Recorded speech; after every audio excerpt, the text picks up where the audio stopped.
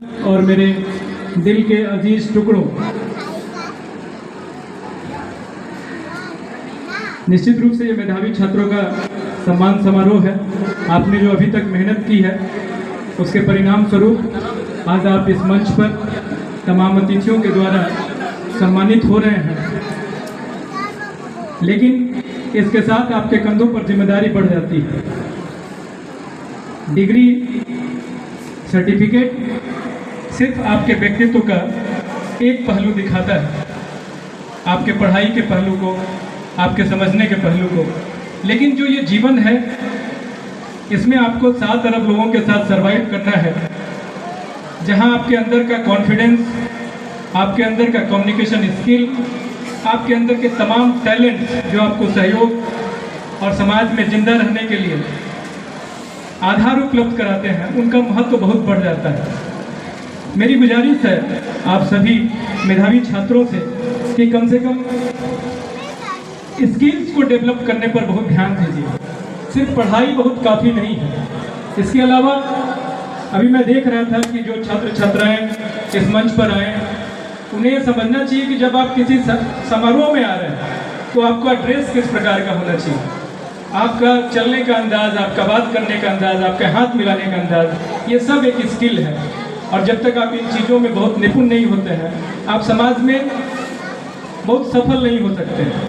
हम लोगों में बहुत सारे जो इधर अधिकारी हैं और जो बहुत सारे लोग जो आगे के मंच पर हैं, नगर सभापति महोदय, जिला परिषद उपाध्यक्ष नगर परिषद, इन सभी लोगों में अगर एक बात आप कॉमन देखेंगे तो ये लोग सामाजिक रूप से सोशल जीनियस हैं। ये ऐसे लोग हैं जो समाज के हर किसी के लिए खड़े होते हैं, उनके दुख सुख को समझते हैं और उस आधार पर अपना स्थान बनाकर आज मंच पर विराजमान हैं। जिंदगी में एक ही बात बस ध्यान रखनी है कि कोई भी काम अगर आप करते हैं तो उसमें एक अलग तरह की बात होनी चाहिए। दुष्यंत कुमार के शब्दों में मैं कहूँ तो एक ही लाइन है कि कौन कहता है आसमां में सुराख नहीं हो सकता, एक पत्थर तो तबीयत से उछालो। ये तबीयत जो शब्द है, ये तबीयत शब्द का मतलब है कि जब आप अपना 100% देते हैं, आप अपना बेहतरीन जो लगन, जो इंथुजियाज्म, जो सेल्फ कॉन्फिडेंस किसी काम को लेकर दिखाते हैं, वही आपको सफल करता है जीवन में। अभी बहुत सारे साल आपके एक कमरे में तैयारी के दौरान गुजरने वाले हैं और उस समय आपके साथ सिर्फ आप अकेले होते हैं। और याद रखिए कि वही व्यक्ति सफल होता है जो पहले तो खुद के साथ खुश रखना सीख लेता है। आपको कहीं से मोटिवेशन बहुत ज़्यादा बाहर से नहीं आ रहा है, आपका मोटिवेशन आपके अंदर से आता है। आप इस बात को गांठ बांध लें कि अकेले क्षणों में बहुत बार आप हताश होंगे, निराश होंगे। उन क्षणों में अगर आपने अपने को संभाल लिया तो निश्चित रूप से जीवन में सफलता आपके कदम चूमेगी। आप याद रखिए, आप बहुत सारे ऐसे पर्सनालिटीज को देख रहे हैं जिन्होंने जीवन में बहुत बड़ी सफलता हासिल की और अचानक कोलैप्स कर गए। IQ का जमाना नहीं रहा है, अब EQ का जमाना है। EQ का मतलब है इमोशनल इंटेलिजेंस। आपके अंदर कहीं ना कहीं अपने को इमोशनल रूप से बैलेंस करने आपको अभी से आना चाहिए, क्योंकि आपके अंदर बहुत सारे हार्मोनल चेंज आते हैं।